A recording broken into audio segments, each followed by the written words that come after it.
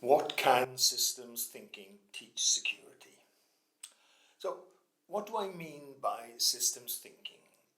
It's not being an expert in systems theory by having read and understood the works of von Bertalanffy, Bateson, von Förster, Ashby, Maturana and Varela, Nicholas Luhmann, etc., etc.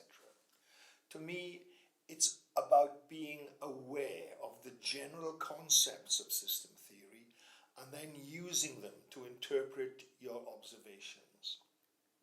It's about seeing the wider picture. It's choosing to view the world operating as a whole.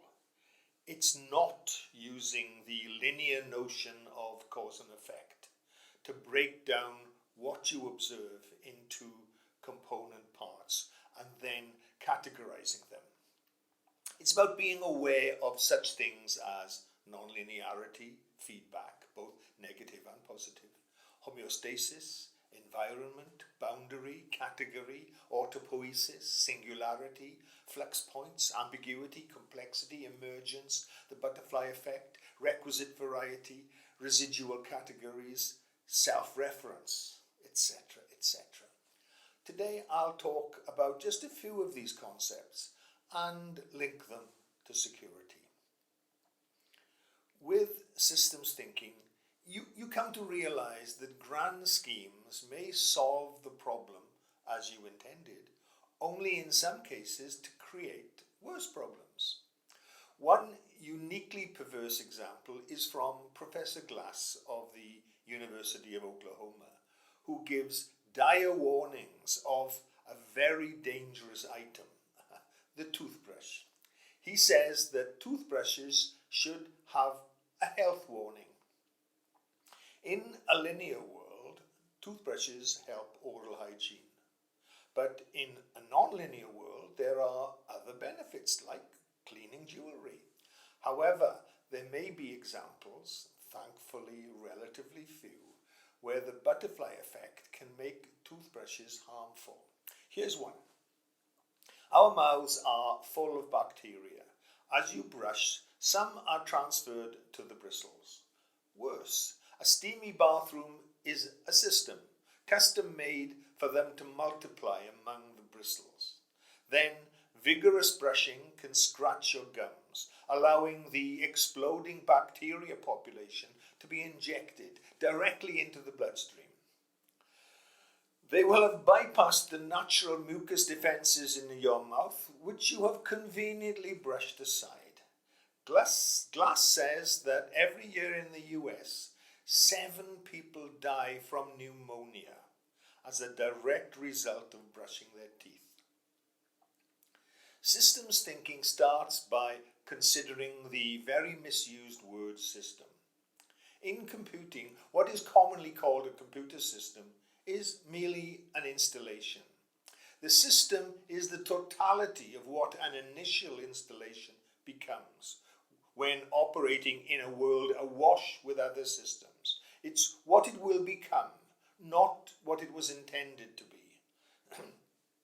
In our toothbrush example, the toothbrush is an installation, but once placed in proximity to the bathroom system, the bacterial systems, and an individual human system, it too becomes a dynamic system. By focusing solely on the function of an installation, you can miss the emergence of hazards and opportunities in what that installation becomes within an all-encompassing system. Systems thinkers are wary of atomism when describing systems and the dangers of categorization. For category is not truth. It's a choice that says it's okay to treat similar things as if they are the same, and then to assume that all comparisons between such data choices are absolute facts. As time moves on, or the perspective or the environment changes, then the categorization will fail. Unfortunately, we humans are trapped because categories are our way of differentiating meaning. As a categorization fails, so does meaning.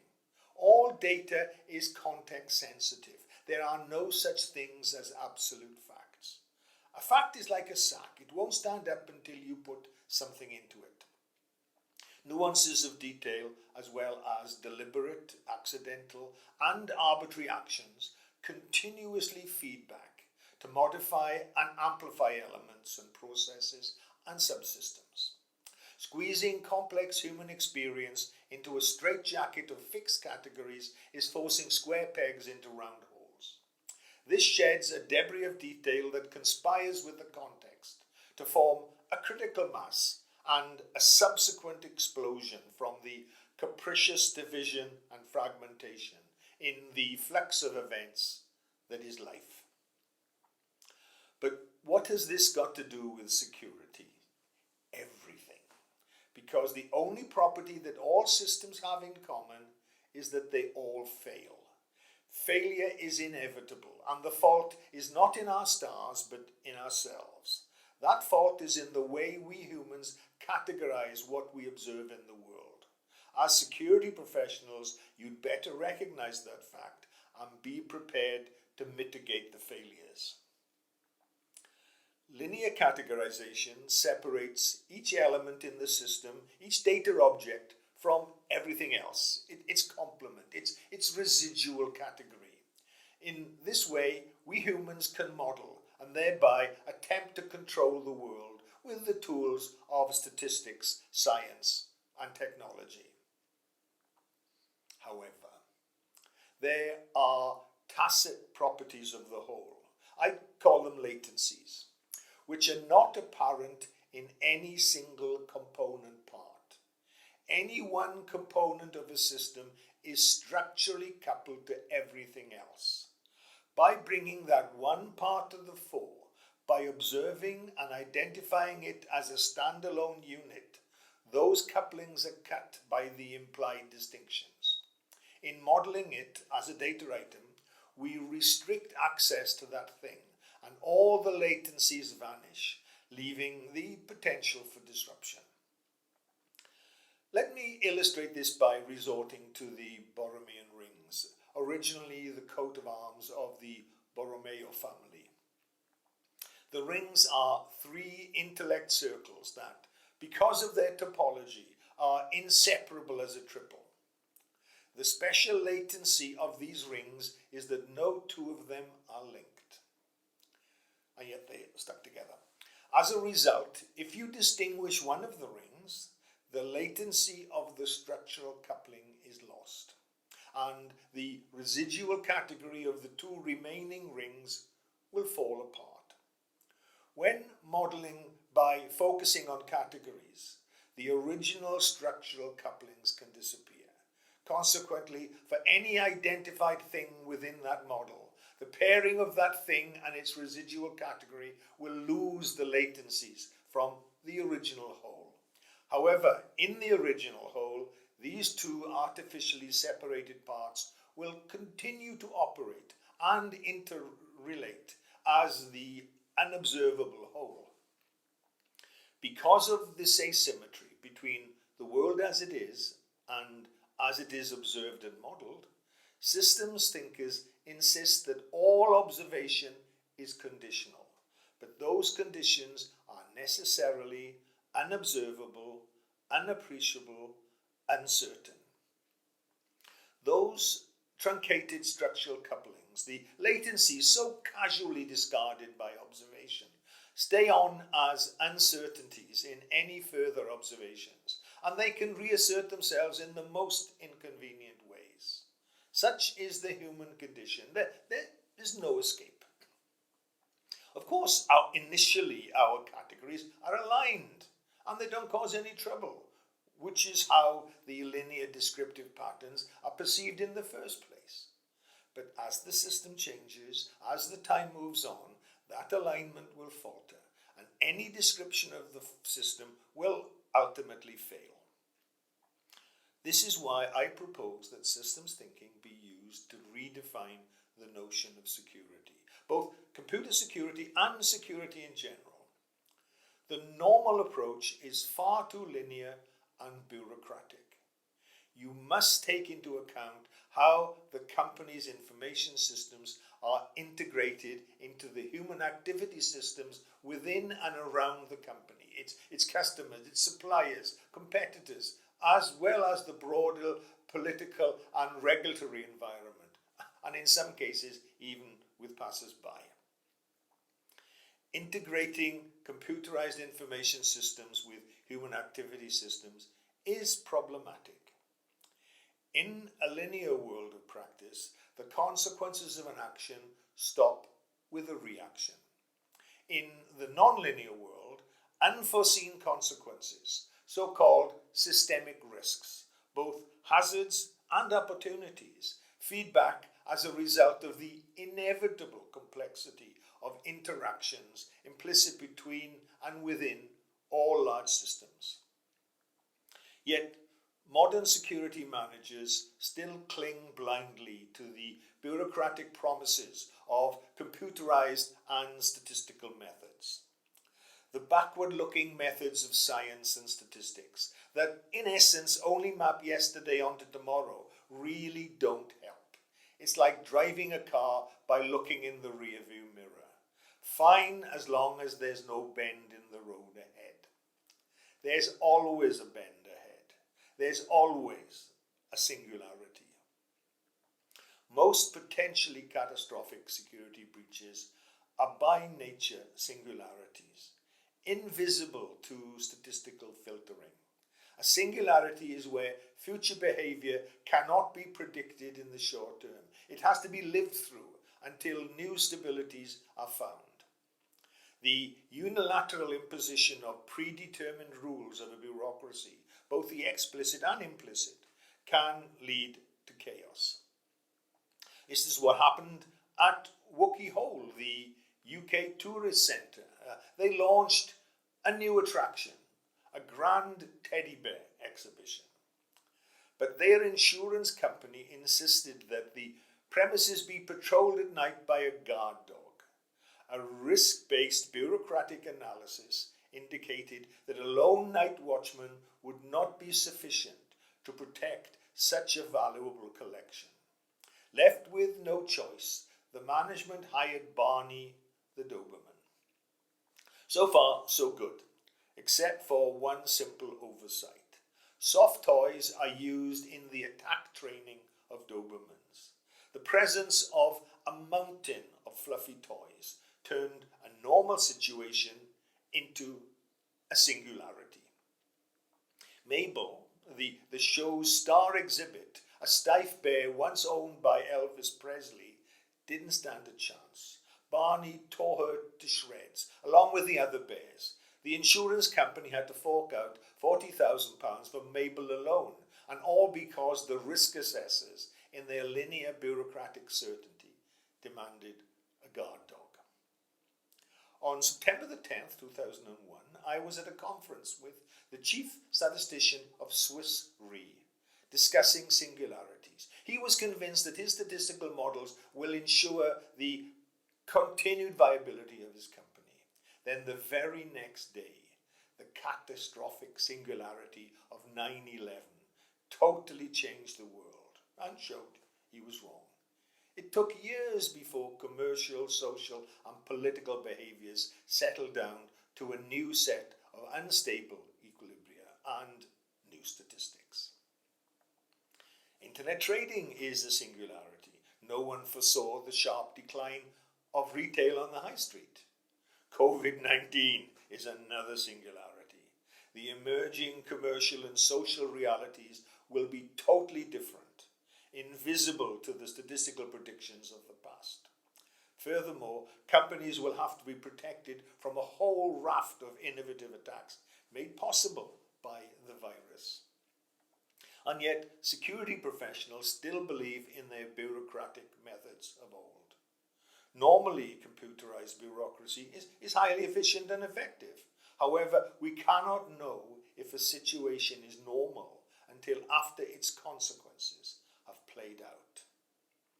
Such inappropriate use of bureaucracy can be mitigated, but only by using discretion, human discretion, Unfortunately, a rigid bureaucracy singles the end of discretion. Discretion is frowned upon, since bureaucracy claims that everything is normal and under control. However, in inevitable, abnormal, singular situations, a lack of discretion leads to a vicious circle of hazard. See, bureaucracies are self-referential systems. They operate on their own terms. In a bureaucracy, ignorance of the rules is no excuse. All decisions and choices have been made well in advance, with each situation seen as normal, along with a self-referential insistence that there are no abnormal situations. But there are always unique, singular situations that don't fit these rules. The resulting brave new world will not be one of ordered, constrained, and controlled lives, but a rule-based, bureaucratic shambles. What the control freaks don't appreciate is that their actions actually trigger an uncertainty principle. What's the point in measuring something that will change the moment it's measured? And because it's being measured, like the nonsense of British healthcare targets, surgeons actually push dying patients out of the operating theatre and into the corridor so that death in surgery figures are kept low to avoid awkward bureaucratic questions. This is a homeostatic action aimed at avoiding political interference and maintaining the coherence and stability of a dynamic system, maintaining its integrity. Now here, I'm not using the word integrity in the usual security CIA way, confidentiality, integrity, and availability. Integrity in systems thinking means maintaining a sense of wholeness.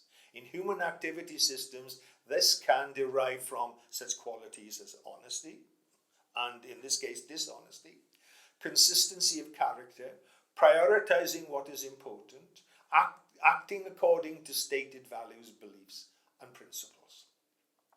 Hence, security in human activity systems is far more than issues of functionality and bureaucracy. It must address questions of ethics and morality, of efficiency and effectiveness, of competence in respect of both management and employees. Indeed, the majority of security breaches are initiated either intentionally or through sloppiness by management and employees, not by outsiders. The maintenance of integrity is a balancing act between power, trust, and discretion within a bureaucratic organization. Facing extreme uncertainty, a company can enter a state of anomie, left without viable norms and standards, and yet management will still claim to maintain the integrity of the old, even when the normal homeostatic processes of a vigorous and ethical power structure have long gone. During the 2008 collapse of HBOS in the UK, it was discovered that 3 years earlier, the bank's head of regulatory risk had warned the board of their hazardous business practices. He was fired for his trouble.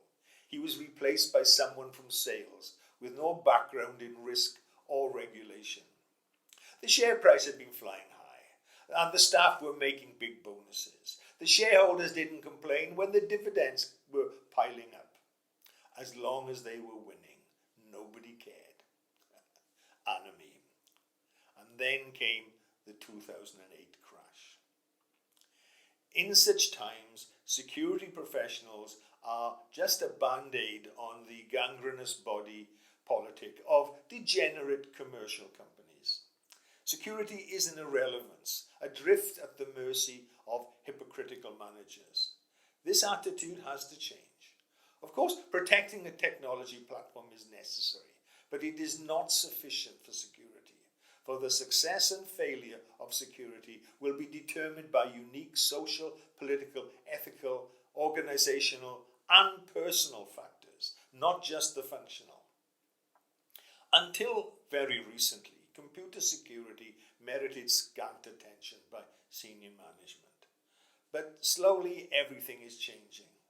A series of high-profile cases has raised the spectre of companies being fined huge sums, forcing some out of business, and directors being sent to jail. With their personal freedom now at risk, the collective mind of the board will focus on security. When it was merely a question of cryptography, viruses, hackers, and the odd fraud, computer security hardly registered on the radar. It was relegated to little more than physical security, the sole concern of minor officials in blue uniforms and peak caps. That complacency has been shattered.